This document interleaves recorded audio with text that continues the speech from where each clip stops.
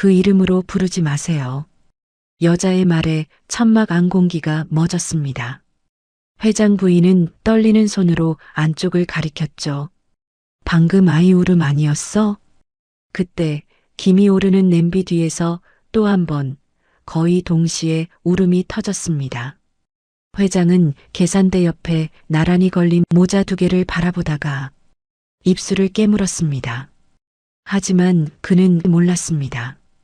그 아이들이 그날 밤 자신이 사라지라고 내쫓은 여자의 아이라는 걸 말이죠. 안녕하세요. 이야기 시작 전 구독과 좋아요 눌러주시고 어디서 듣고 계신지 댓글로 남겨주시면 계신 그곳에 늘 평안과 행운이 가득하기를 기도하겠습니다. 오늘의 이야기 시작하겠습니다. 장례식장이 거의 비어가던 밤이었어요. 국화 냄새가 공기에서 한 겹씩 벗겨지듯 사라질 즈음 주차장 바닥에 눈이 얇게 내려앉기 시작했죠. 이쪽으로 오세요. 비서가 낮은 목소리로 말하며 손짓했습니다. 하지만 그 손짓은 안내가 아니라 밀어내는 것에 가까웠어요. 서윤은 유품 상자를 끌어안은 채 말없이 고개를 끄덕였습니다. 상자를 안고 몇 발짝 옮길 때마다 안에서 작은 물건들이 부딪혔어요. 딸깍 사각. 그 소리가 유난히 크게 들렸죠. 강 회장이 먼저 걸음을 멈췄습니다. 코트 깃을 세운 채 돌아보지도 않았어요. 등 뒤로 흘러나온 말이 칼날처럼 차가웠죠.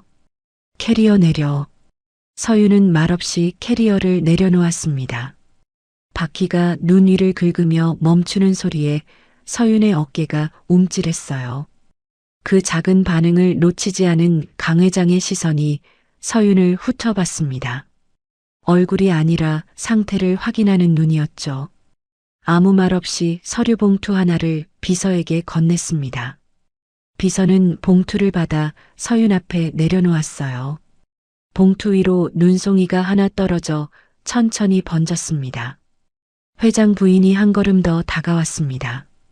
서윤을 기둥 안쪽으로 밀어넣듯 서서 손가락으로 가슴팍을 툭 찍었죠. 내가 사람을 죽였어. 낮은 목소리였습니다. 하지만 단정했고 되돌릴 생각이 추호도 없는 말투였죠. 그 말 속에는 확신이 아니라 필요가 숨어 있었어요. 누군가는 죄인이 되어야 하고 그 자리는 이미 정해져 있다는. 서윤의 숨이 목 안에서 멈췄습니다. 아니에요. 간신히 나온 말이었지만 부인은 들은 척도 하지 않았어요. 아니라고? 그럼 우리 아들이 왜 죽었는데? 그 질문은 답을 구하는 게 아니었습니다. 이미 답은 정해져 있었고 서윤은 그 답에 맞춰 사라지기만 하면 되는 거였죠. 비서가 휴대폰 화면을 들어 올렸습니다.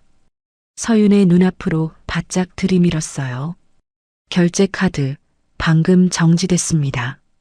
통장도 동결 조치 완료됐고요. 알림 문구가 또렷했습니다. 서윤의 눈이 화면을 따라 움직이다 멈췄어요. 강 회장이 손바닥을 아래로 눌렀습니다. 지금 끝내자는 동작이었죠. 여기 서명해. 설명은 나중에. 설명은 없을 거라는 걸 모두가 알고 있었어요.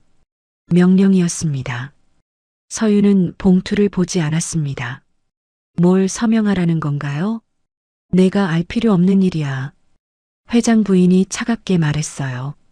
그냥 사라져. 깨끗하게. 서윤은 유품 상자 끈을 다시 묶으려 손을 뻗었습니다. 그 순간 딸깍. 무언가 굴러 떨어졌어요. 모두의 시선이 동시에 바닥으로 내려갔죠. 깨진 손목시계였습니다. 유리에 금이 가 있었고 초침은 멈춰 있었어요. 2시 17분. 서윤의 시선이 그 숫자에 붙들렸습니다. 거기서 멈췄구나. 정말로. 회장 부인이 시계를 힐끗 보더니 손을 뻗었어요. 그건 두고 가. 허락이 아니라 지시였습니다. 하지만 이번에는 서윤이 먼저 움직였어요. 아니요. 처음으로 확실한 거부였습니다. 시계를 집어 조심스럽게 주머니 안쪽 깊이 넣었어요. 이건 제가 가져갈게요. 그리고 서류를 보지도 않은 채 허리를 굽혀 짧게 고개를 숙였습니다. 인사가 아니었어요. 마지막 예의였죠. 강 회장은 턱을 들어 올렸습니다. 표정은 고정돼 있었지만 손가락 끝이 공중에서 미세하게 떨렸어요. 무언가 계획대로 되지 않았다는 걸 알고 있었거든요. 택시 불렀습니다. 비서가 말했습니다. 서윤은 그 사이를 비켜 지나갔습니다. 캐리어를 끌며 주차장을 빠져나왔죠. 눈 위에 발자국이 남았어요. 캐리어 바퀴 자국과 엇갈리며 길게 이어졌습니다. 서윤은 한 번도 뒤돌아보지 않았어요. 하지만 걸음은 흔들렸고 숨은 가빠졌습니다. 그날 밤 고시원 방. 서윤은 유품 상자를 열었어요. 아들의 셔츠를 꺼내는 순간 숨이 막혔습니다. 미안해. 누구에게 하는 말인지 몰랐어요. 죽은 남편에게인지 뱃속 아이에게인지 가슴에 끌어안고 몇 초를 버텼지만 결국 세면대로 달려갔습니다. 욱 토해낸 건 물뿐이었죠. 서윤은 세면대에 두 손을 짚고 고개를 숙였어요. 거울 속 얼굴은 낯설었습니다. 괜찮아. 누구에게 하는 말인지 모를 말을 중얼거렸어요. 이 얼굴로 내일 또 나가야지. 손등으로 얼굴을 거칠게 문질렀습니다. 거울 속 사람은 여전히 낯설었어요. 새벽. 서윤은 장례식장에서 받은 봉투를 꺼냈습니다. 하나, 둘, 셋 돈을 한 장씩 세며 숨을 고릅니다. 이걸로 한 달? 아니면 두 달? 구인 앱을 켰어요. 화면을 넘길 때마다 손이 멈췄습니다. 야간 청소 세탁소 경력 없음, 학력 무관, 나이 제한 없음. 그런 조건들만 눈에 들어왔어요. 침대 머리맡에는 손목시계가 놓여 있었습니다. 서윤의 손이 몇 번이나 그 위를 더듬었어요. 집었다가 내려놓고 결국 손바닥으로 덮은 채 가만히 있었습니다. 2시 17분. 그 시간이 뭘 의미하는지 알고 있었어요. 끝이라는 뜻이었죠. 누군가의 끝이자 누군가의 시작. 다음 날 회장실 비서가 통화하며 말했습니다. 네, 원무팀입니다. 기록 확인했고요. 잠시 침묵. 예. 이사님 말씀대로 정리해 두겠습니다. 전화를 끄는 비서는 서류철을 열어 맨 위에 한 장을 끼워 넣었어요. 사고사 처리 완료라고 적힌 도장이 빨갛게 찍혀 있었죠. 강 회장은 말없이 그 서류를 넘겼습니다. 이제 됐나? 고개만 아주 작게 끄덕였어요. 같은 시각 회장 부인은 약봉지를 움켜쥐고 있었습니다. 왜 이렇게 안 열려 손이 떨려서 알약 몇 개가 바닥으로 떨어졌어요. 그걸 주워 담으며 중얼거렸습니다. 아무 일 아니야. 원래 그럴 운명이었어. 하지만 알약을 입에 넣고도 목이 메어서 삼키기 힘들었어요. 며칠 뒤 가족 사항은요? 세탁소 면접관이 물었습니다. 서윤은 펜을 멈추지 않고 말했어요. 혼자입니다. 손목시계는 가방 안쪽 깊이 넣고 지퍼를 끝까지 잠갔죠. 면접관이 서윤을 한 번 더 봤어요. 야간 근무 괜찮으시고요? 네. 손님 상대하는 거 힘들어하지 않으시고? 네. 그럼 내일부터 나오세요. 면접관의 목소리에는 동정이 조금 섞여 있었어요. 이 사람에게는 다른 선택지가 많지 않다는 걸 알고 있는 듯 했죠. 밤 근무를 마치고 돌아오는 골목. 서윤은 배를 감싸 쥐고 벽에 잠시 몸을 기댔어요. 조금만 더. 숨을 고른 뒤 보폭을 줄여 다시 걸었습니다. 눈발이 굵어지는 어둠 속에서 서윤의 발자국만 길게 남았어요. 멈춘 시계의 시간이 서윤의 하루마다 따라붙고 있었습니다. 그런데 이상했어요. 그 시간을 미워하지 않았다는 게, 오히려 붙잡고 싶었다는 게, 마지막으로 남편과 함께했던 시간이니까. 회장 부부는 말했습니다. 기록은 확인했다. 그 말로 스스로를 다독이며 문을 닫았어요. 하지만 그 문 너머에서 서윤의 시간은 이미 조용히 다시 움직이기 시작하고 있었습니다. 그리고 뱃속에서는 두 개의 작은 심장이 어머니의 심장 박동에 맞춰 살아가는 법을 배우고 있었죠. 며칠 뒤 아침이었어요. 보건소 대기실은 난방이 잘 돼 있었지만 서윤의 손끝은 차갑게 식어 있었습니다. 복도 벽에는 임산부 교육 포스터들이 붙어 있었어요. 건강한 아기, 행복한 가정이라는 문구가 눈에 들어왔죠. 서윤은 그 글자를 읽다가 고개를 돌렸습니다. 다음 분 서윤 씨. 호출 소리가 울렸지만 서윤은 바로 일어나지 못했어요. 무릎 위에서 번호표가 구겨졌습니다. 손에 땀이 나서 종이가 축축해졌죠. 일어나야지. 이제 혼자야. 옆자리 사람이 먼저 자리에서 일어나는 걸 보고서야 서윤은 천천히 몸을 일으켰어요. 진료실 문이 닫히자 기계 소리만 낮게 흘렀습니다. 의사는 화면을 조정하며 말했어요.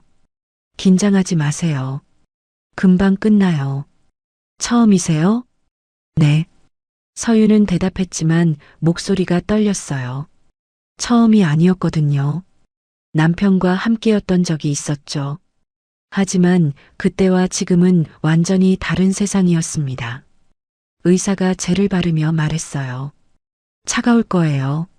서윤은 대답 대신 고개만 끄덕였습니다. 손은 침대 손잡이를 꽉 붙들고 있었죠. 화면에 흐릿한 형태가 나타났어요. 의사가 화면을 바라보다가 움직임을 멈췄습니다. 그 짧은 소리에 서윤의 숨이 얕아졌어요. 뭔가 잘못된 건 아닐까 하는 생각이 머리를 스쳤죠. 괜찮은 건가요? 아, 네네. 괜찮아요. 의사가 웃으며 말했어요. 오히려 좋은 소식이죠. 심장 소리가 2개네요. 그 말이 공기 속에 떨어졌어요. 서윤은 처음에 이해하지 못했습니다. 2개요? 네. 쌍둥이입니다. 하나, 둘. 들리시죠? 의사는 아무렇지 않게 말했지만 서윤의 손은 팔걸이를 3개 움켜쥐고 있었어요. 머릿속이 하얗게 비었습니다. 2개. 혼자서 2을? 그럼 지금. 서윤이 말을 잇지 못하자 의사가 설명을 덧붙였어요. 쌍둥이입니다. 아직 초기지만 분명해요. 축하드려야겠네요. 축하. 그 말이 서윤의 가슴을 쓸렸어요. 누가 축하해 줄까요?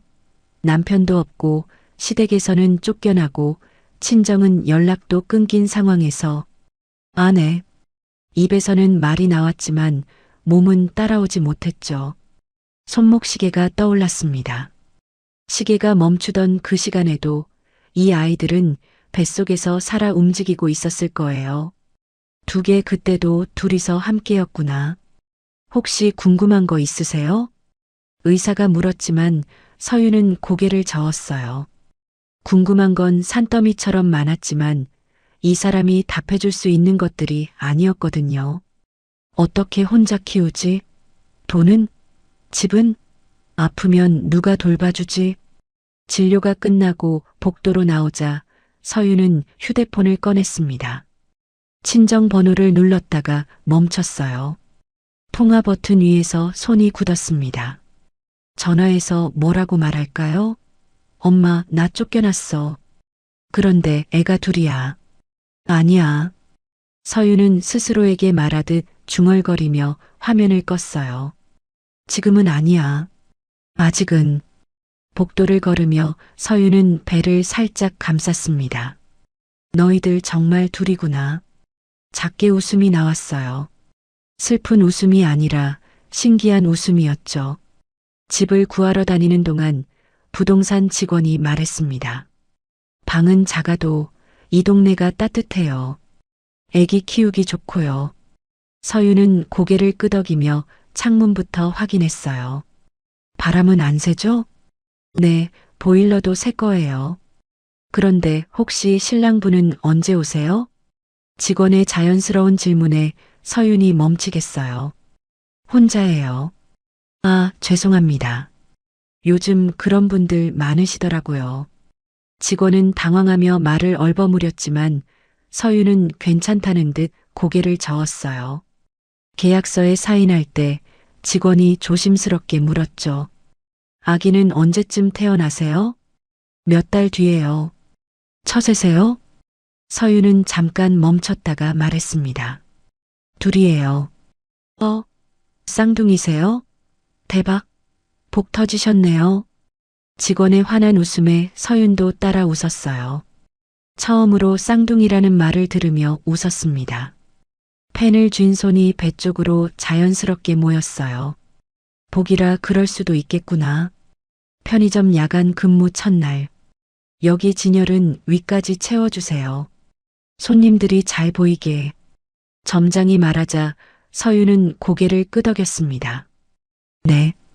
발끝으로 올라 진열대를 채우다 내려오는 순간 허리에 뻐근한 느낌이 왔어요. 잠깐 허리를 짚으려 했지만 계산대 벨소리가 울렸습니다. 어서 오세요. 서윤은 바로 자세를 고쳤어요. 손님이 지나간 뒤 혼잣말처럼 중얼거렸죠. 조금만 참자. 너희 때문에 아프면 안 되니까. 배를 살짝 쓰다듬으며 말했어요. 아직 배가 나오지 않아서 손님들은 몰랐지만 서윤은 계속 의식하고 있었어요. 산부인과 검진비 계산대 앞. 이 금액입니다. 쌍둥이라서 조금 더 나왔네요. 서윤은 지갑을 열고 한참을 뒤적였습니다. 모자라네. 이것도 둘이라서 비싸구나. 손목시계가 머릿속을 스쳤어요. 팔면 얼마나 될까? 서윤은 가방 안쪽을 손바닥으로 덮으며 말했습니다. 아니야. 그건 아직 아니야. 그리고 카드 대신 현금을 내밀었죠. 마지막 남은 돈이었어요. 영수증 필요하세요? 네. 주세요. 서윤은 영수증을 받아 지갑에 넣었어요. 가계부를 써야겠다고 생각했습니다. 이제는 정말로 계산하며 살아야 했어요. 늦은 밤, 편의점 앞 눈길에서 노인이 미끄러졌습니다. 어이구 아이고. 사람들은 피하듯 지나갔어요. 바쁘거나 귀찮거나 무서워하거나. 서윤은 계산대 앞에서 망설였습니다. 나가면 안 되는데. 점장님이 뭐라고 하실 텐데. 하지만 몸이 먼저 움직였어요. 뱃속 아이들에게 부끄럽지 않은 엄마가 되고 싶었거든요. 잠깐만요. 우산을 들고 눈길로 뛰어나갔습니다. 괜찮으세요? 다치신 데는 없으세요? 노인의 팔을 붙잡아 일으켜 세웠어요. 노인의 코트에서 젖은 냄새가 났지만 서윤은 개의치 않았어요.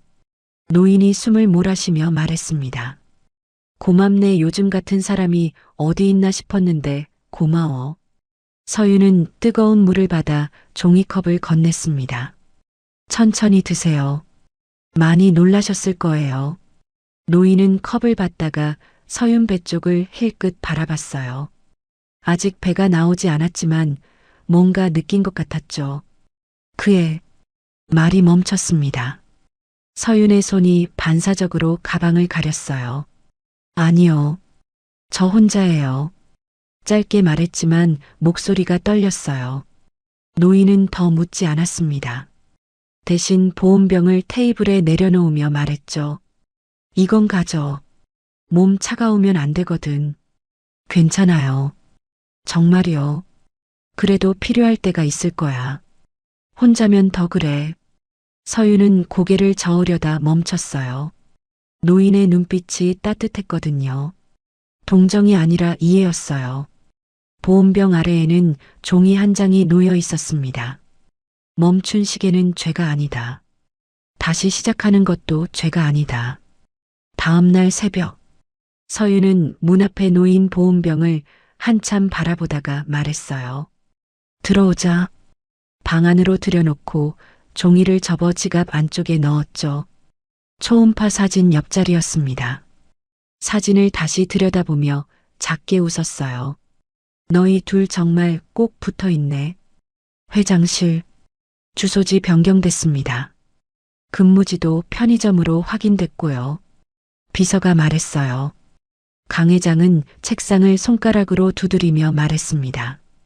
계속 봐. 하지만 너무 가까이는 하지 마. 예. 무슨 뜻인지. 아니야. 그냥 멀리서만 봐.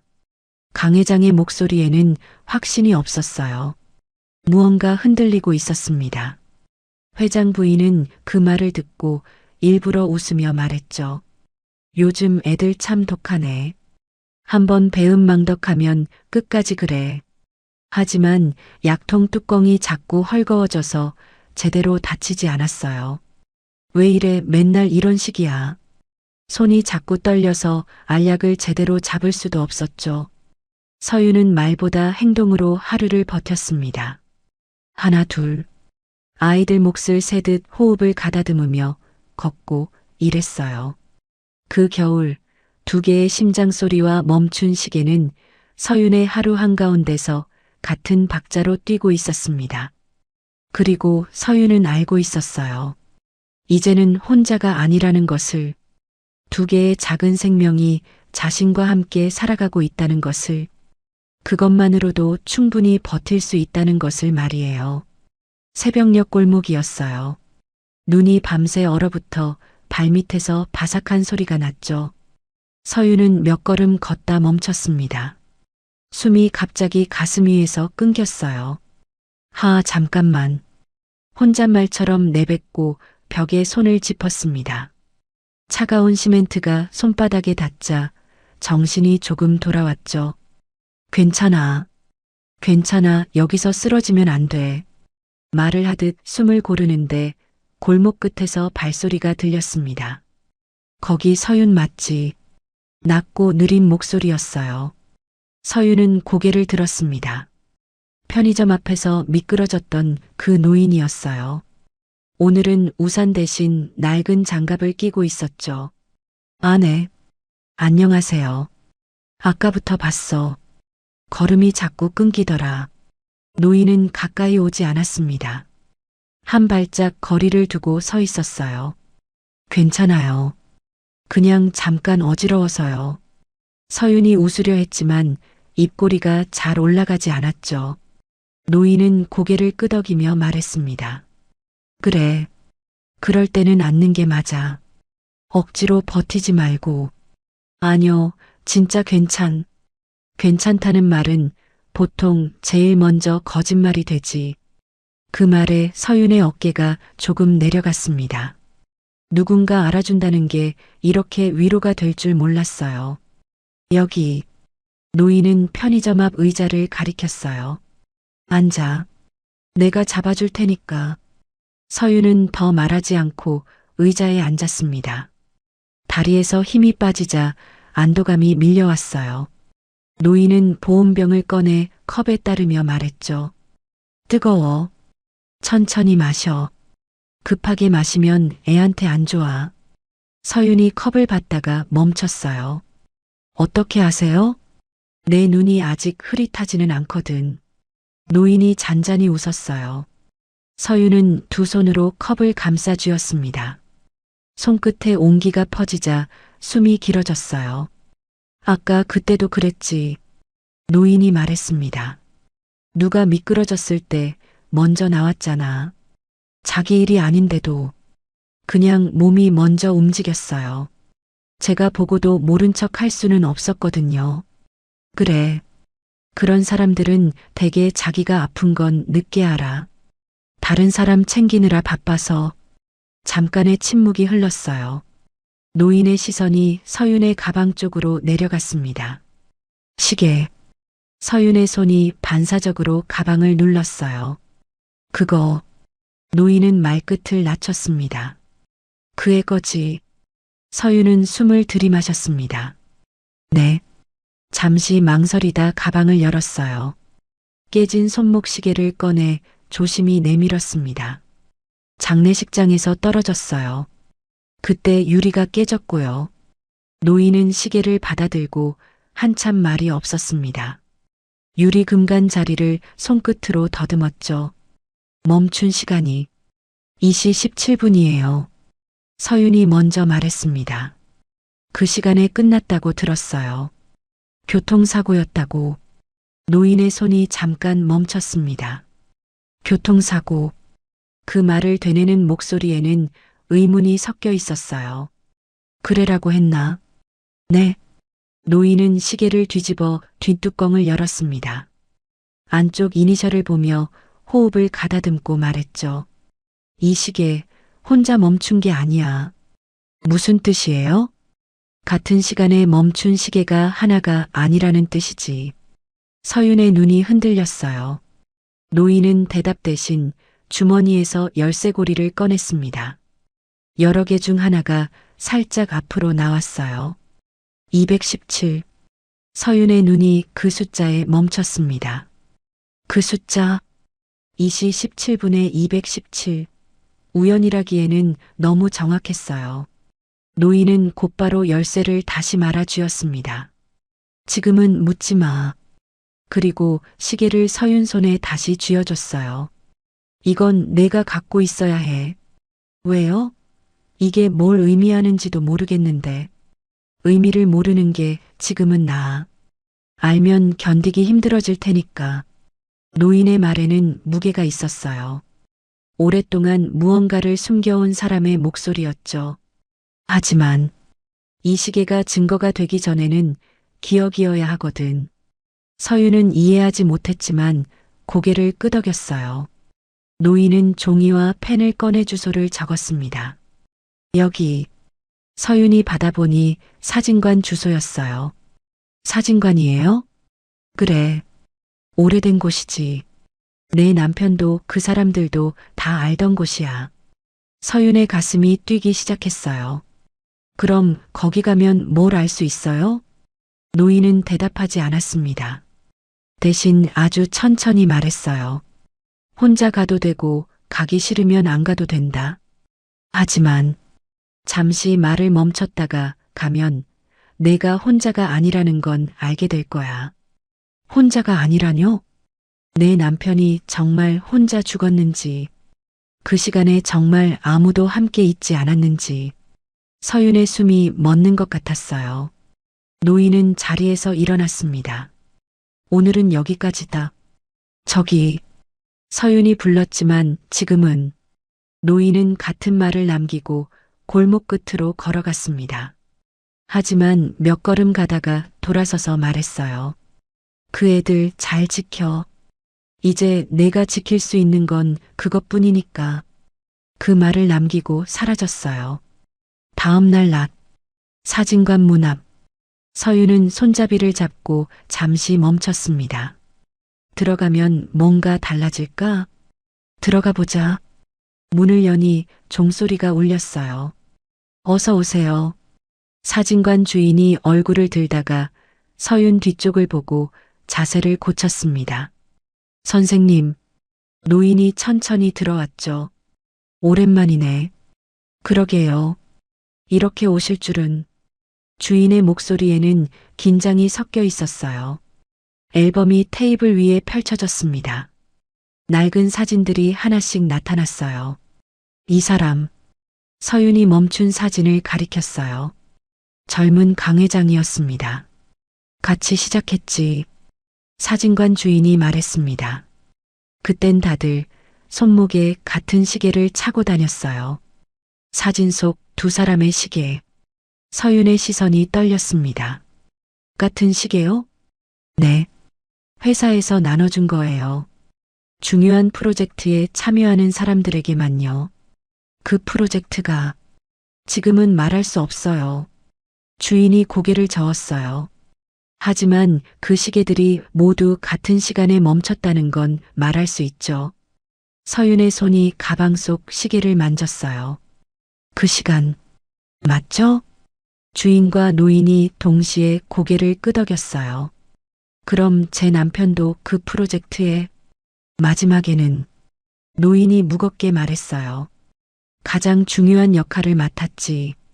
그날 밤 고시원 방. 서윤은 유품 상자를 다시 열었습니다. 있다. 바닥에서 종이 조각 하나가 나왔어요. 프로젝트 217. 서윤은 시계를 꺼내 나란히 놓았습니다. 이게 우연은 아니구나. 서윤의 목소리가 낮게 퍼졌어요.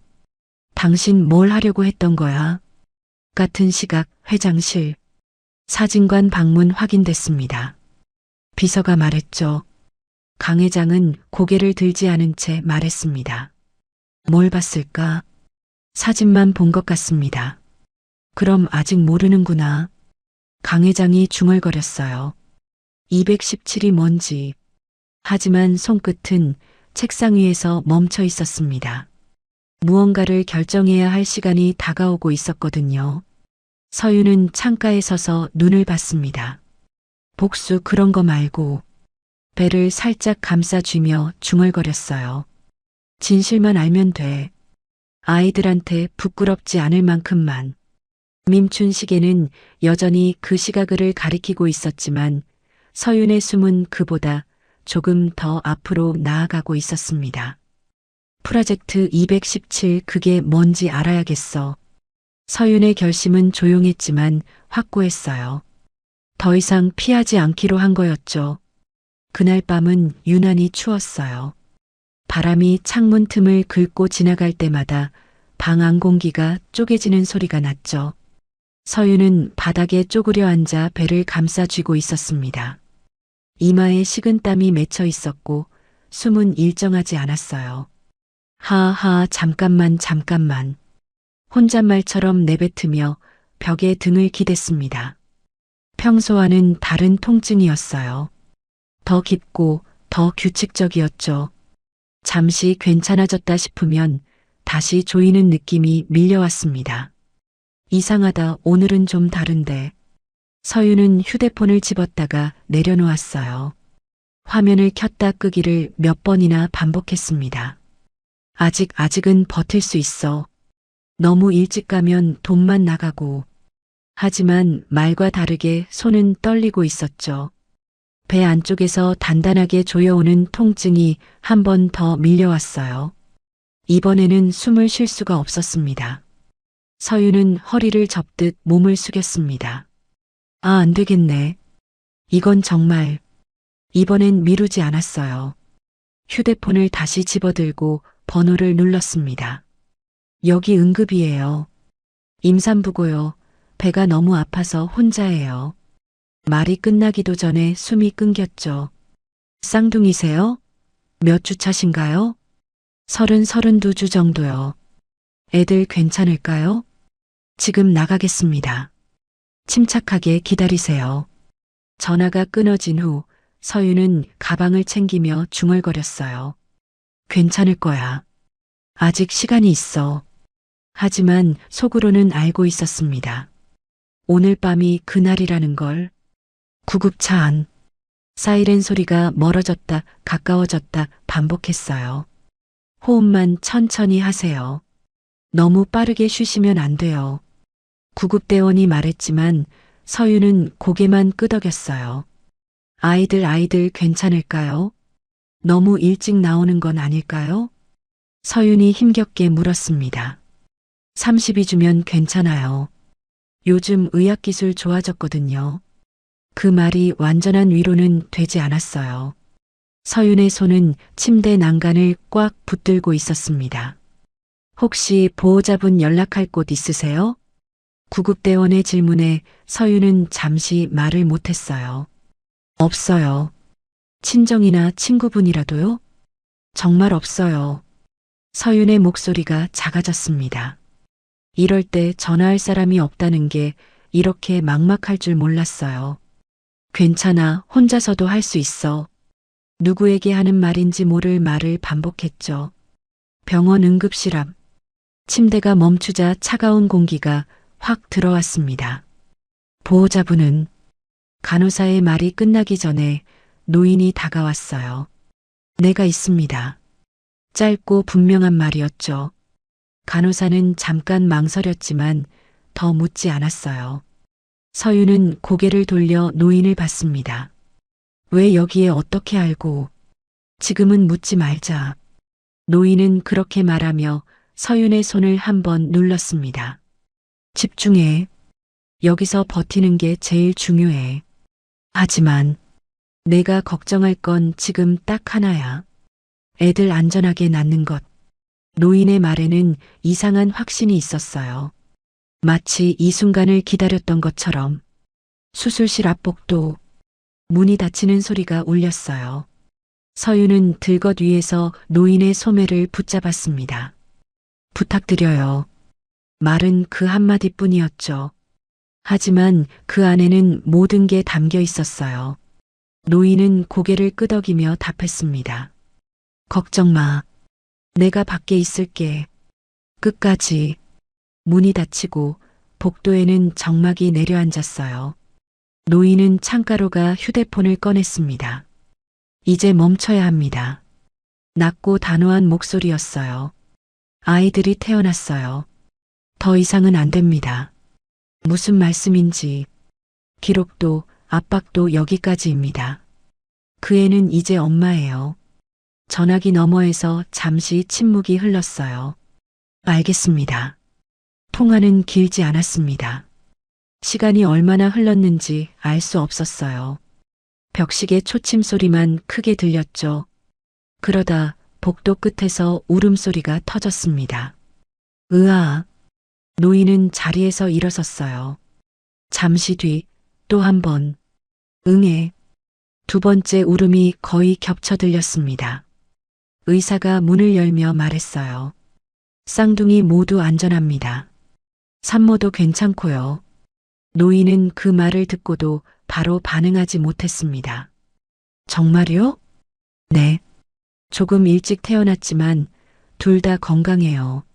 노인은 고개를 숙였습니다. 한 손으로 얼굴을 가린 채 천천히 숨을 내쉬었어요. 숨 고르는 시간이 필요했죠. 주머니에서 손목시계를 꺼냈습니다. 멈춘 시각 2시 17분. 이제 다시 시작이구나. 그는 시계를 다시 넣으며 중얼거렸어요. 내 아빠도 기뻐할 거야. 회복실. 서윤의 눈이 천천히 떴습니다. 아이들. 목소리는 거의 나오지 않았죠. 간호사가 말했습니다. 둘 다 여기 있어요. 조금 작지만 아주 건강해요. 서윤의 손이 떨리며 움직였습니다. 보여주세요. 잠깐만. 아이들이 하나씩 품에 안겼어요. 아. 서윤의 입에서 짧은 소리가 새어나왔습니다. 한 아이의 눈꼬리, 다른 아이의 손가락. 너희 아빠랑 닮았네. 서윤은 번갈아 보며 중얼거렸어요. 눈물이 맺혔지만 흘러내리지는 않았습니다. 울면 안 되지. 지금은 행복해야 하는데. 스스로에게 말하듯 낮게 중얼거렸죠. 얘들아, 엄마가 잘 키울게. 아빠 자랑스러워할 수 있게. 며칠 뒤 퇴원. 작은 방. 울음이 겹치네. 서윤은 아이를 안고 천천히 흔들었습니다. 조금만 기다려. 금방이야. 분유를 타며 시간을 재다가 멈춘 시계를 힐끗 봤어요. 아직 이거 고쳐야 하는데. 말은 그렇게 했지만 시계를 서랍에 다시 넣었습니다. 아니야. 고칠 때가 따로 있을 거야. 그날 밤 아이 둘의 울음이 번갈아 터졌습니다. 서윤은 한 아이를 내려놓고 다른 아이를 안았어요. 미안해. 혼자라서 조금 기다려야 해. 목소리는 지쳤지만 급하지 않았어요. 이제는 알고 있었거든요. 시간이 걸려도 괜찮다는 걸. 노크 소리가 들렸습니다. 똑똑. 서윤은 문을 열지 않았습니다. 아이들이 깨면 안 되니까요. 문 앞에서 노인의 목소리가 들렸죠. 여기 두고 간다. 애기들 기저귀하고 분유. 문이 열리지 않자 발소리가 멀어졌습니다. 문 앞에는 큰 봉지가 놓여 있었어요. 서윤은 아이들을 재운 뒤 봉지 안을 확인했습니다. 기저귀, 분유, 그리고 작은 쪽지. 혼자가 아니다. 고마워요. 서윤이 작게 말했어요. 처음으로 진심으로 고마웠습니다. 시계를 꺼내 한 번 더 봤어요. 2시 17분. 이제는 내가 시간을 다시 맞출게. 아이 둘의 숨소리가 방 안을 채웠습니다. 그 사이에서 서윤의 선택은 조용히 굳어가고 있었어요. 이 밤은 서윤이 정말로 엄마가 된 첫 번째 밤이었고 아이들이 세상에 도착한 첫 번째 밤이었습니다. 그리고 모든 이야기가 되돌릴 수 없게 앞으로 가기 시작한 밤이었죠. 더 이상 혼자가 아니라는 걸 깨달은 밤이었어요. 눈이 다시 굵어지기 시작한 저녁이었어요. 서윤은 쌍둥이를 재우고 나서야 천천히 외투를 걸쳤습니다.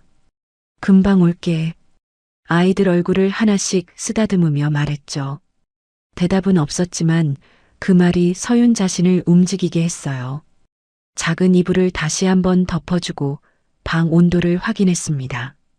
너무 춥지도 덥지도 않게 엄마가 없는 동안 아프면 안 되니까. 포장마차 천막을 치는 골목.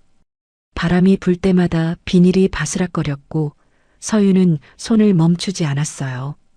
오늘은 국만 하자. 스스로에게 말하듯 중얼거리며 냄비에 물을 부었어요. 불을 켜자 서서히 김이 올라왔습니다. 서윤은 늘 하던 대로 장갑 2세트와 모자 2개를 계산대 옆구리에 나란히 걸었어요. 이렇게 있어야 마음이 놓이지. 말은 작았지만 분명했어요. 아이들이 클 때까지 이 자리에 걸어둘 거였습니다. 나중에 이거 쓸 날이 오겠지. 엄마랑 같이 일하자고 하면 그때는 안 된다고 해야 하나. 혼잣말을 하며 웃었어요. 손님이 하나둘 들어왔습니다. 여기 국 하나요. 되게 춥네요, 오늘. 네, 잠시만요. 서윤은 국자를 잡고 천천히 저었습니다. 급하지 않게, 넘치지 않게. 추운 날엔 이게 제일이에요. 손님이 말하자 서윤은 고개를 끄덕였죠. 네. 천천히 드세요. 너무 뜨거우니까 입 대지 마시고. 말수는 적었지만 목소리는 마르지 않았어요. 국물처럼 시간을 들여 우러나는 말이었죠. 사장님도 힘드실 텐데 이 추운데 나와서. 괜찮아요. 저는 원래 추위 안 타거든요. 거짓말이었어요. 서윤도 추웠습니다. 하지만 집에 있는 아이들 생각하면 추위 정도는 참을 수 있었어요. 그때 골목 끝에 검은 차가 멈췄습니다. 엔진 소리가 꺼졌지만 서윤은 바로 보지 않았어요. 다음 분. 서윤은 앞에 선 손님에게 말했습니다. 하지만 가슴은 뛰기 시작했어요. 무언가 예감이 왔거든요. 천막이 젖혀지는 소리. 차가운 공기와 함께 낯선 기척이 들어왔죠. 비서가 먼저 말했습니다. 두 분 들어오십니다. 서윤은 국자를 내려놓지 않았어요. 대신 고개만 살짝 들었습니다. 줄 서셔야 해요. 비서가 잠깐 멈칫했고 그 사이 회장 부부가 천막 안으로 들어왔어요. 회장 부인은 코를 찌르는 국물 냄새에 잠시 눈을 감았다가 떴습니다. 여기였네. 이런 데서 장사를. 말 끝에는 비웃음이 섞여 있었어요. 강 회장은 아무 말도 하지 않았습니다. 천막 안을 훑어보다가 계산대 옆을 봤죠. 장갑 2세트, 모자 2개. 그 시선이 거기서 멈췄어요. 둘이야?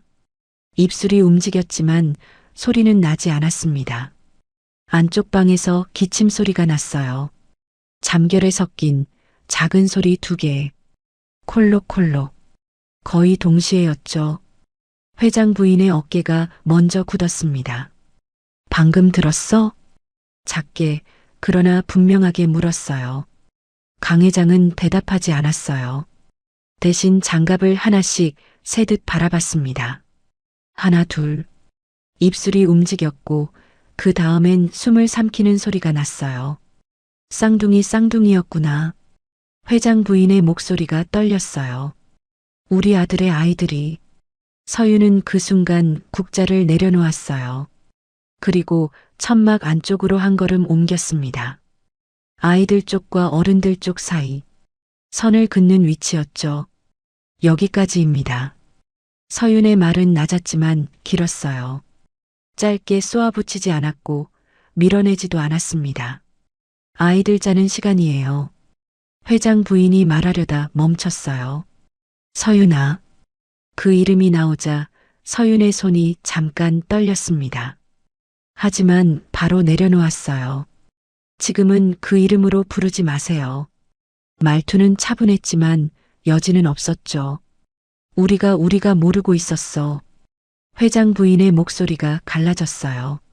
손자들이 있는 줄, 쌍둥이인 줄. 모르셔도 상관없어요. 서윤이 말했어요. 이 아이들은 엄마 하나면 충분하거든요. 강 회장이 한 걸음 나섰습니다. 서윤아, 우리가 잘못했다. 그때 너무 성급했어. 성급한 게 아니라 고의였죠. 서윤의 대답은 빨랐어요. 제가 죄인이 되어야 할 이유가 있으셨으니까. 그때 천막이 다시 열렸습니다. 노인이 천천히 들어왔어요. 여기 자리 있습니까? 말은 손님처럼 했지만 눈은 회장 부부를 향해 있었죠. 노인은 테이블 위에 무언가를 내려놓았어요. 딸깍 깨진 손목시계였습니다. 이건 돌려놔야 할 것 같아서요. 비서가 반사적으로 손을 뻗었어요. 이건 사적인 물건. 노인이 그 손목을 가볍게 잡으며 말했죠. 지금은 말이 필요 없는 자리입니다. 힘은 없었지만 움직일 수 없게 하는 말이었어요. 그리고 노인이 말을 이었습니다. 이 시계의 진짜 주인이 누군지 이제 밝힐 때가 된 것 같아서요. 회장 부부의 얼굴이 창백해졌어요. 뒤이어 변호사가 들어왔습니다. 서류 봉투를 테이블 위에 올려놓으며 말했죠. 보관함 217번. 원본 확인 절차 오늘부로 시작됐습니다. 회장 부부의 눈동자가 동시에 흔들렸어요. 그게 무슨... 회장 부인이 말하려다 테이블 위에 놓인 메모를 보고 멈췄어요. 프로젝트 217- 진실 공개 절차 시작. 손이 서서히 내려왔습니다. 이제 끝났구나. 강 회장이 중얼거렸어요. 서윤은 아무 말도 하지 않았어요. 대신 국자를 다시 잡았습니다. 국물이 다시 끓기 시작했고 김이 천막 안을 채웠죠. 국 나왔습니다. 그 말은 손님에게 한 말이었지만 천막 안 모두에게 들렸어요. 저는 그냥 아이들 엄마로 살 거예요. 서윤이 조용히 말했습니다. 복수도 용서도 필요 없어요. 그냥 조용히 살게 해주세요. 회장 부부는 결국 아무것도 주문하지 못한 채 나섰어요. 천막을 나가기 전 회장 부인이 한번 돌아봤죠. 미안하다. 정말로. 말은 짧았지만 무게는 가벼워지지 않았어요. 서윤은 대답하지 않았어요. 그릇을 닦으며 말했습니다. 문 닫을 시간이에요. 천막이 조용해진 뒤 서윤은 난로 불을 조금 낮췄어요. 추우면 안 되지. 아이들 방을 한 번 더 바라보고 장갑 2세트를 다시 정리했습니다. 노인이 고개를 끄덕이며 말했어요. 서두르지 말아요. 서윤은 그 말에 천천히 숨을 내쉬었습니다. 네. 이제는 안 서두를 거예요. 김이 다시 오르며 포장마차 안은 조용히 따뜻해졌어요. 이 자리는 사과도 변명도 완성되지 않은 자리였지만 분명히 방향이 바뀌는 자리였습니다. 서윤은 그걸 느꼈고 아이들 쪽으로 다시 몸을 돌렸어요. 시간은 이번에는 멈추지 않고 서윤의 호흡에 맞춰 흘러가고 있었습니다. 일주일이 지난 어느 날 눈은 그쳤지만 골목 바닥에는 아직 녹지 않은 얼음이 남아 있었죠. 오늘은 조금 낫네. 서윤이 아이 하나를 안고 창가에 서서 말했습니다.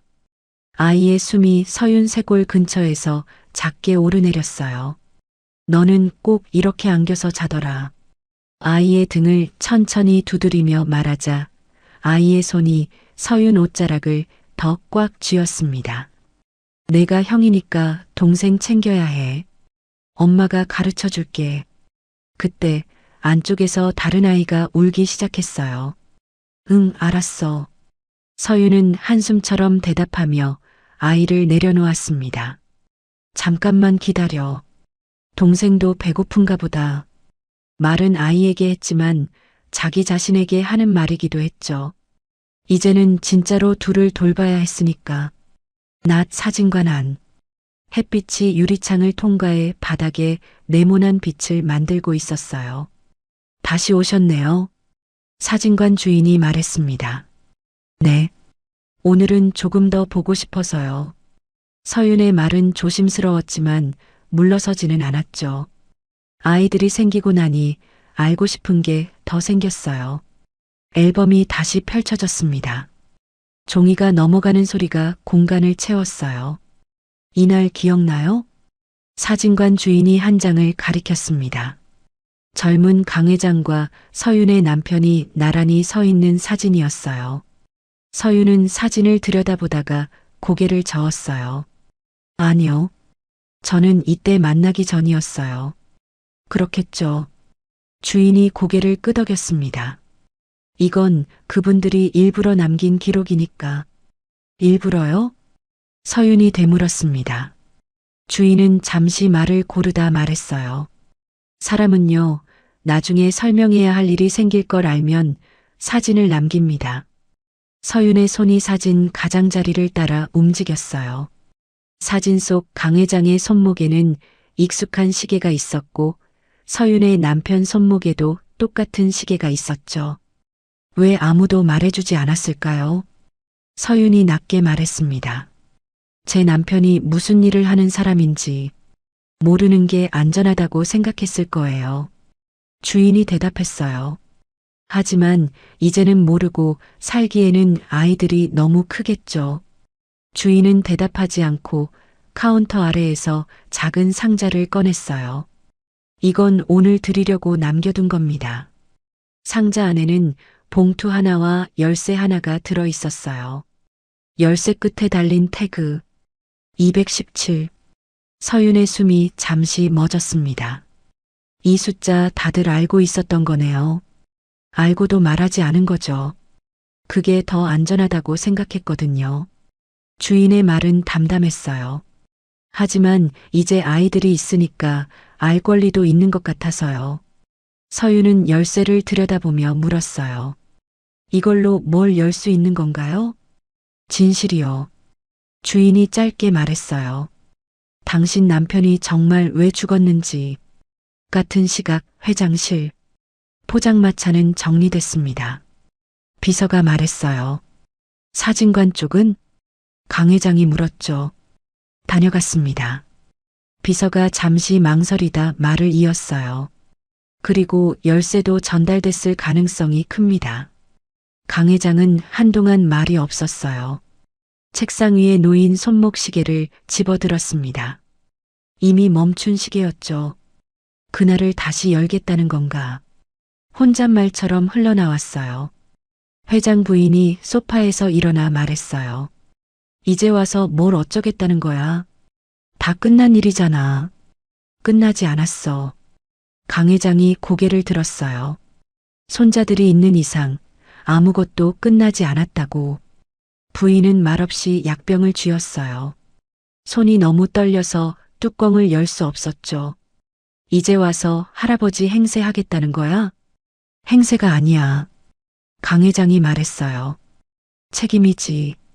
이번엔 우리가 도망칠 차례가 아니야. 밤 고시원 방. 서윤은 아이들을 재운 뒤 테이블 위에 열쇠와 봉투를 나란히 놓았어요. 이거 열어도 되는 걸까? 말을 하며도 손은 이미 봉투를 뜯고 있었죠. 안에는 병원 기록 사본과 짧은 메모가 들어 있었어요. 2시 17분, 그날 밤 기록은 하나가 아니다. 보관함을 열어라. 혼자서는 안 된다. 서윤은 종이를 내려놓고 한참을 가만히 앉아 있었어요. 아이들 숨소리만 방 안에 남았습니다. 그래. 서윤이 고개를 끄덕이며 말했어요. 이제는 피하지 않을게. 열쇠를 손바닥에 올려놓고 꼭 쥐었어요. 차갑던 금속이 서서히 체온을 머금었습니다. 너희가 있으니까. 아이들 쪽을 보며 말했죠. 너희가 나중에 아빠를 궁금해하면 엄마가 대답해 줄 수 있어야 하니까. 서유는 외투를 집어들었어요. 문을 나서기 전 멈춘 시계를 한 번 더 바라봤습니다. 이번엔 내가 부를게. 열쇠의 숫자 2시 17분은 더 이상 과거가 아니었어요. 그 시간은 이제 서윤이 직접 열어야 할 문이 되어 조용히 기다리고 있었죠.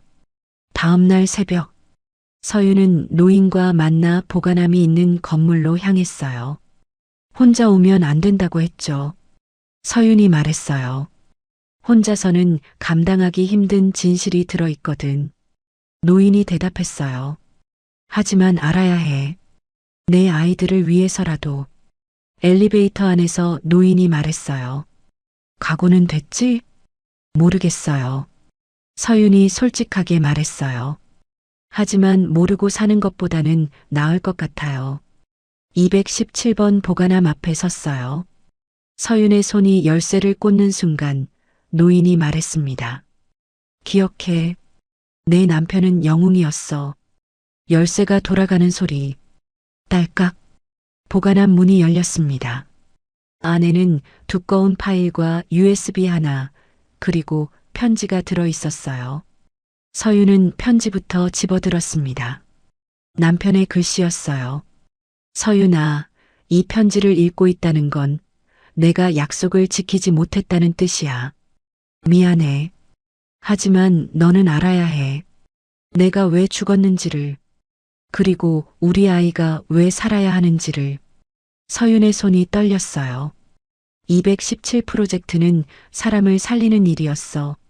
하지만 그들은 그걸 묻으려 했지. 나는 그럴 수 없었어. 특히 우리 아이가 뱃속에 있는데. 노인이 USB를 집어들었어요. 이 안에 모든 증거가 들어있어. 서윤은 편지를 끝까지 읽었어요. 만약 내가 죽으면 넌 혼자가 될 거야. 하지만 진짜 혼자는 아니야. 우리 아이가 있으니까. 그리고 진실이 있으니까. 진실은 언젠가 너를 자유롭게 해줄 거야. 서윤의 눈에서 눈물이 떨어졌어요. 이제 알겠어요. 서윤이 말했어요. 왜 저를 쫓아낸 건지도. 노인이 고개를 끄덕였어요. 내 남편이 살아남으면 그들은 끝장이었거든. 서윤은 파일을 열었어요.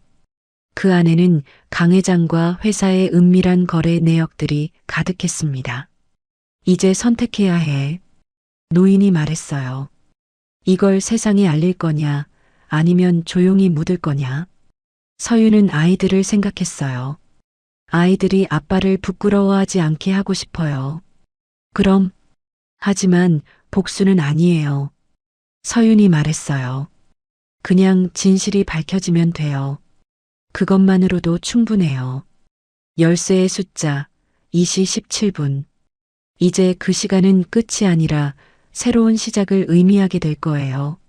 문은 생각보다 무거웠어요. 서윤은 열쇠를 꽂은 채로 한동안 손을 떼지 못했습니다. 지금 열어도 돼. 서윤이 스스로에게 말했어요. 이미 여기까지 왔잖아. 열쇠를 돌리는 소리가 작게 울렸습니다. 딸깍. 보관함 안은 비어있지 않았어요. 서류 봉투, 낡은 수첩, 그리고 사진 몇 장이 차곡차곡 정리되어 있었죠. 이렇게 남겨두는 건 반칙이지. 서윤이 낮게 말하며 봉투를 집었습니다. 첫 장을 넘기자 날짜와 시간, 그리고 같은 숫자가 반복돼 있었어요. 2시 17분. 여기에도 있네. 서윤은 나지막히 말했어요. 이 시간이 이렇게 중요한 거였구나. 수첩에는 짧은 문장들이 이어져 있었어요. 사과도 변명도 아닌 기록들. 프로젝트 217- 임상 실험 승인 요청 거부됨. 재검토 지시 강 회장 직접 면담 요청 경고받음. 계속 진행하지 말 것 하지만 포기할 수 없음. 사람들이 죽어가고 있음. 서윤의 손이 멈췄어요. 페이지 끝에 적힌 이름 하나 때문이었죠. 아빠. 입 밖으로 나오자 그 이름은 생각보다 크게 울렸습니다. 여기 있었구나. 내가 무슨 일을 하려던 건지. 서윤이 고개를 숙인 채 말했어요. 사진 한 장이 바닥으로 미끄러졌습니다. 젊은 강 회장과 그리고 아들의 아버지. 둘은 나란히 서 있었지만 서 있는 방향은 같지 않았어요. 같이 있었는데 같은 쪽은 아니었네. 서윤은 사진을 집어들고 천천히 접었어요. 당신은 사람을 살리려 했고 그 사람은 돈을 생각했겠지. 노인이 서윤 어깨에 손을 올려놓으며 말했어요. 나는 내 남편과 함께 일했던 동료야. 내 남편은 끝까지 포기하지 않았어. 사람들을 살릴 방법을 찾으려고. 그래서 죽은 거네요. 서윤의 목소리가 떨렸어요. 옳은 일 하려다가. 그 시각 회장 부부의 집.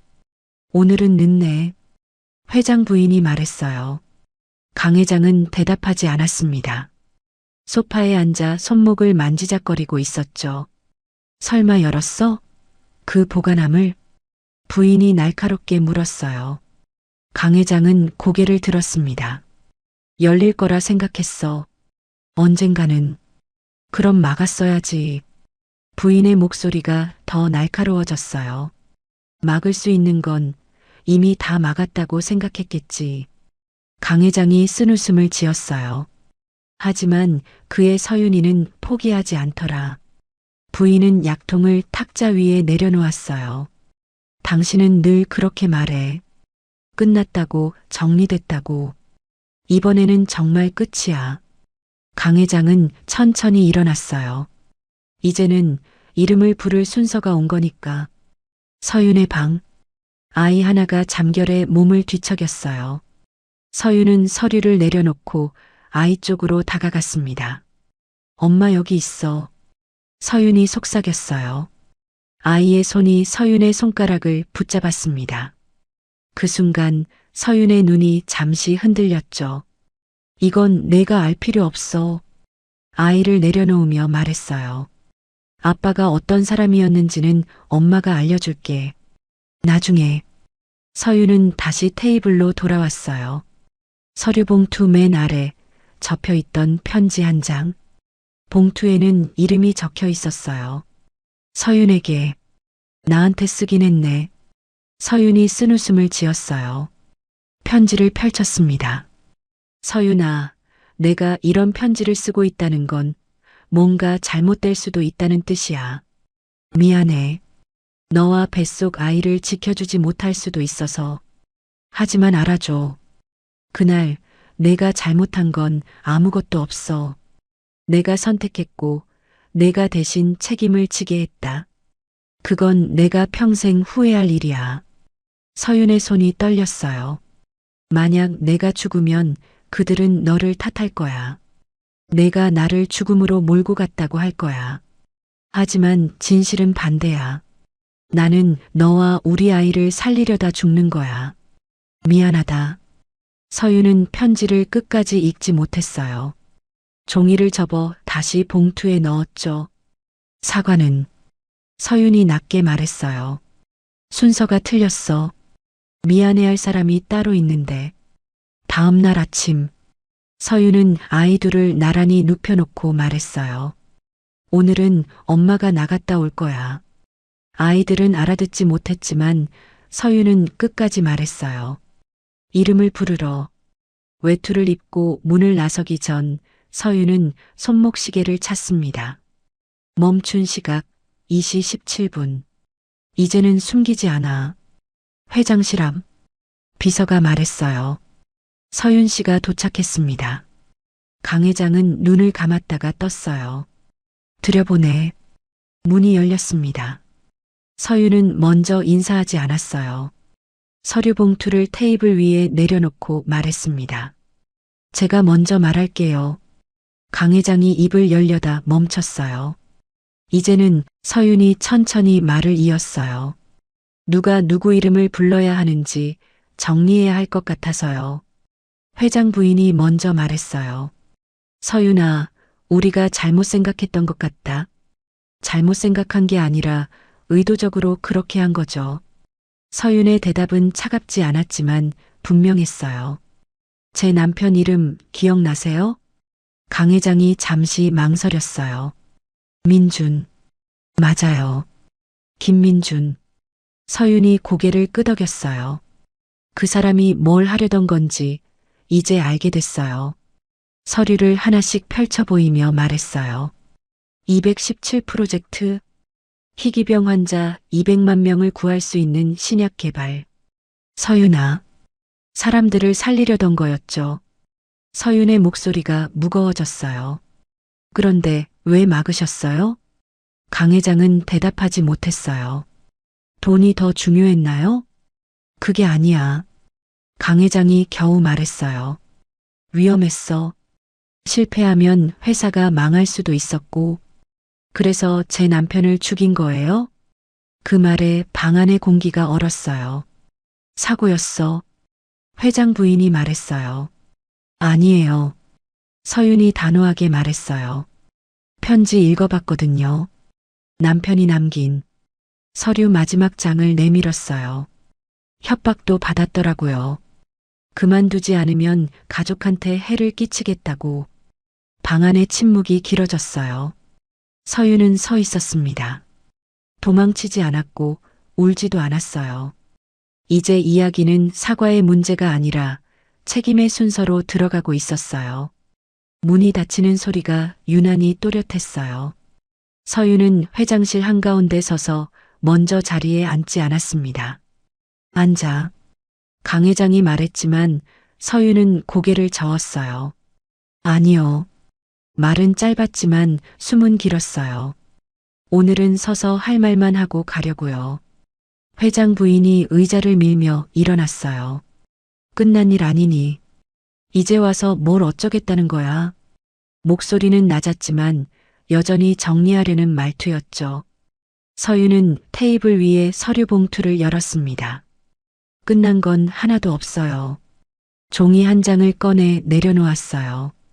이게 첫 번째고, 다음 장, 이게 두 번째예요.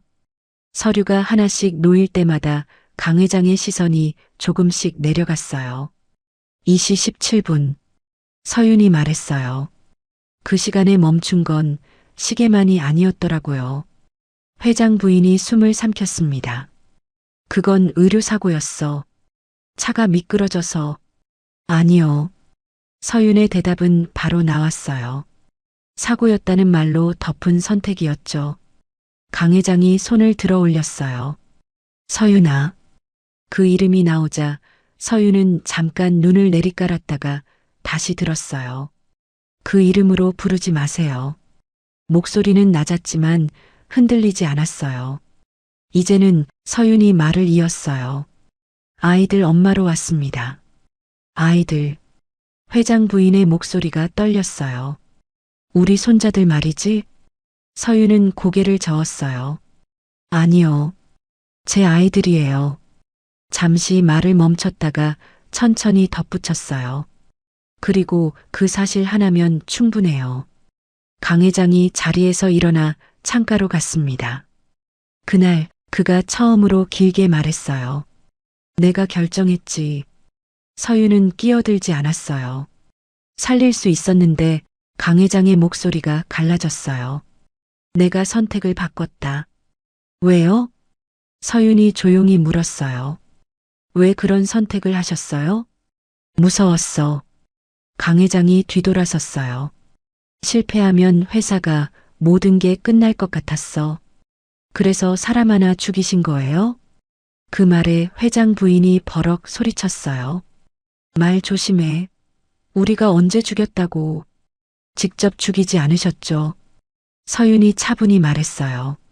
대신 죽도록 내버려 두셨어요. 강 회장은 창 밖을 보며 말했어요. 맞아. 그게 더 비겁한 일이었지. 회장 부인은 고개를 돌렸어요. 지금 와서 무슨 소용이야. 소용은 서윤이 말했어요. 아이들이 살아갈 때 생겨요. 서윤은 마지막 서류를 내려놓았어요. 이건 요구가 아니에요. 그럼 뭐야? 회장 부인이 물었어요. 알림이에요. 서윤이 말했어요. 저는 아이들을 데리고 여기에서 멀어질 거예요. 강 회장이 돌아섰어요. 그럼 우린 어떻게 해야 하지? 할아버지, 할머니로 살지 않아도 됩니다. 서윤이 말했어요. 아무 역할도 맡지 않아도 돼요. 잠시 정적이 흘렀어요. 대신 서윤이 마지막으로 덧붙였어요. 방해는 하지 마세요. 방해라니. 회장 부인이 말했어요. 우리가 언제? 지금까지 충분히 하셨어요. 서윤이 말을 끊었어요. 이제는 제가 아이들 키울 수 있게 해주세요. 강 회장이 책상으로 다가와 앉았어요. 미안하다. 처음으로 나온 사과였어요. 저한테 하실 말은 아니에요. 서윤이 말했어요. 제 남편한테 하셔야 할 말이죠. 서윤은 서류를 다시 봉투에 넣었어요. 이 자료들 언론에 넘기지 않을 거예요. 회장 부부가 놀란 표정으로 서윤을 봤어요. 대신에 서윤이 말을 이었어요.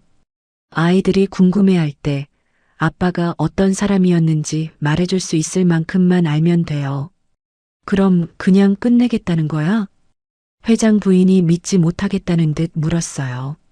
복수는 아무도 살리지 못해요. 서윤이 말했어요. 아이들만 잘 크면 돼요. 그게 제 남편이 원했던 거니까. 밖으로 나오자 눈이 멎어 있었어요. 서윤은 숨을 길게 내쉬었습니다. 됐다. 그 말은 승리도 패배도 아니었죠. 정리였어요. 집으로 돌아가는 길. 서윤은 휴대폰을 꺼내 노인에게 전화했어요. 끝났어요. 어떻게? 노인이 물었어요. 그냥 끝냈어요. 조용히. 그게 맞아. 노인이 말했어요. 내 남편도 그걸 원했을 거야. 집. 아이 둘이 나란히 누워 있었어요. 서윤은 코트를 벗고 다가갔어요. 엄마 왔어. 아이 하나가 손을 뻗었고 다른 하나가 작게 울었어요. 알아. 서윤이 아이를 안으며 말했어요. 지금은 이게 제일 중요하지. 손목 시계를 풀어 탁자 위에 내려놓았어요. 2시 17분. 서윤은 초침을 살짝 밀었어요. 딸깍. 시계가 다시 움직였어요. 이제부터는 서윤이 아이들을 내려다보며 말했어요. 엄마 시간이야. 아이 둘의 숨이 조용히 겹쳐졌어요. 그 밤은 사과도 용서도 완성되지 않았지만 한 가지는 분명했어요. 시간은 다시 멈추지 않았고 서윤과 아이들은 누군가의 그림자가 아니라 자기 이름으로 앞으로 걸어가기 시작했어요. 아빠 이야기 들려달라고 하면 서윤이 아이들에게 말했어요. 엄마가 자랑스러운 이야기 해줄게. 시계의 초침이 규칙적으로 움직이며 새로운 시간을 가리키기 시작했어요. 2시 18분, 19분, 20분. 서윤의 삶은 이제 진짜로 다시 시작되었어요. 3년이 흘렀어요. 엄마, 이게 뭐야? 아이 하나가 서랍을 뒤지다 손목시계를 발견했습니다. 이제 걸음마를 시작한 아이의 손에는 시계가 너무 컸어요. 아, 그거. 서윤이 아이 손에서 시계를 받아들었어요. 아빠 거야. 아빠? 아이가 또렷하게 말했어요. 처음 듣는 단어는 아니었지만 아직 완전히 이해하지는 못했죠. 응, 너희 아빠. 서윤은 아이를 무릎에 앉히고 시계를 보여줬어요. 아빠가 차던 시계야. 다른 아이도 기어와서 서윤 다리에 기댔어요. 아빠는 어디 있어? 첫 번째 아이가 물었어요. 서윤은 잠시 말을 고르다가 대답했어요. 하늘에 있어. 너희를 지켜보고 계셔. 왜? 왜냐하면 너희를 너무 사랑하거든. 서윤이 아이의 머리를 쓰다듬으며 말했어요. 아빠가 뭐 하는 사람이었어? 두 번째 아이가 물었어요. 좋은 일 하는 사람이었어.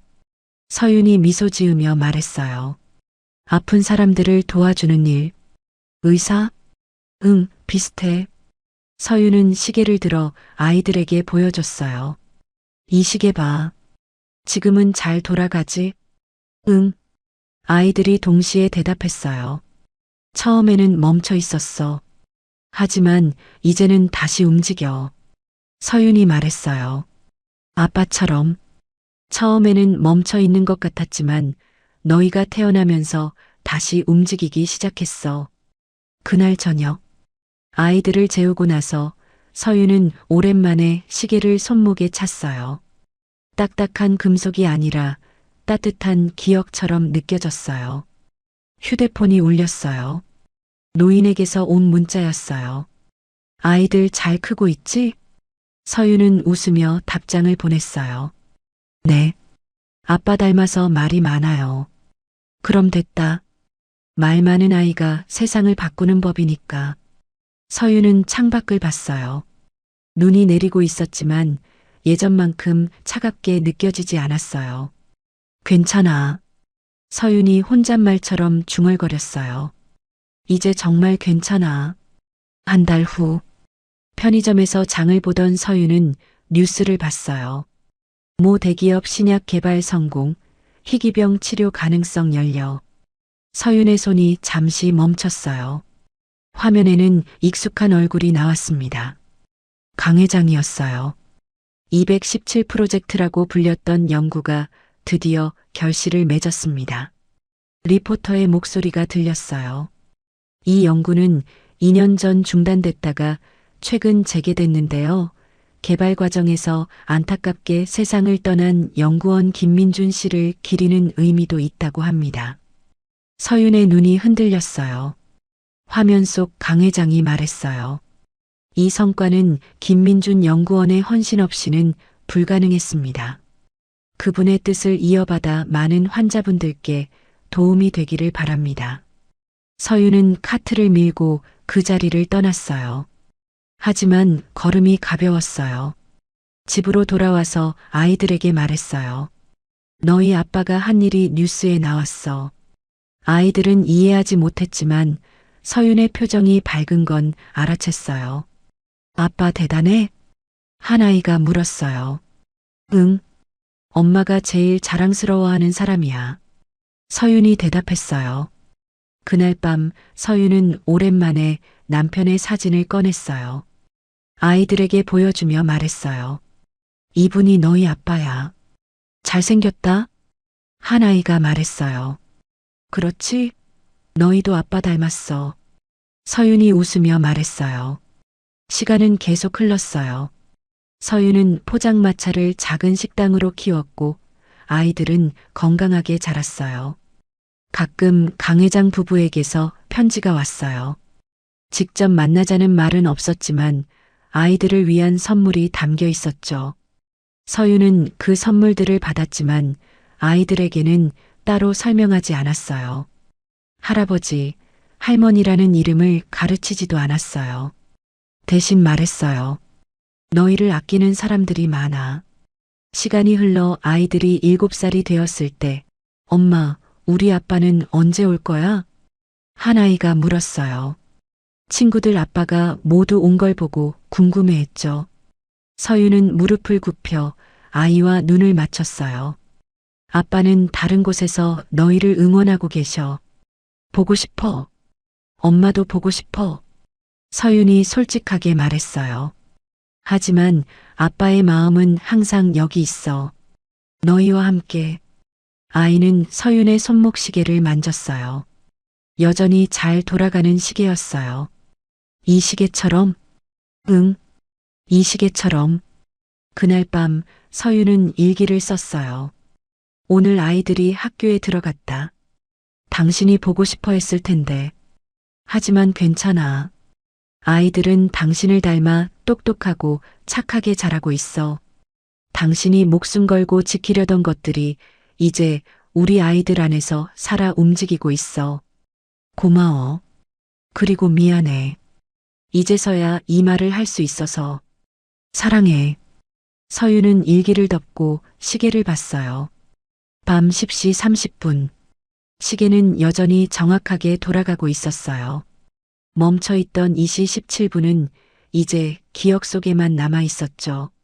새로운 시간 속에서 서윤과 아이들의 일상이 계속되고 있었어요. 그리고 그 시간은 누구도 멈출 수 없는 것이었어요. 사랑으로 만들어진 시간이었으니까. 모든 것을 빼앗긴 줄 알았던 한 여인은 결국 아이들을 지키며 자신의 시간을 다시 움직이게 했습니다. 권력과 거짓은 잠시 세상을 흔들 수 있었지만 끝내 남은 것은 진실과 가족이었죠. 이 이야기는 누군가를 무너뜨리는 힘보다 조용히 버텨내는 사랑이 훨씬 오래 남는다는 걸 보여줍니다. 여러분은 인생에서 가장 힘들었던 순간, 끝까지 붙잡고 놓지 않았던 것이 무엇이었나요? 그 순간이 지금의 여러분을 어떻게 다시 일으켜 세워주었는지도 함께 나눠주세요. 오늘 들려드릴 이야기는 여기까지입니다. 여러분 마음에 작은 숨 하나 고르는 편안한 쉼표가 되었기를 바랍니다. 혹시 이야기 속 주인공에게 혹은 우리 서로에게 전해주고 싶은 말이 있다면 댓글로 남겨주세요. 여러분이 남겨주신 그 따뜻한 한 줄이 누군가에게는 다시 살아갈 큰 위로가 될지도 모릅니다. 끝까지 들어주셔서 감사합니다.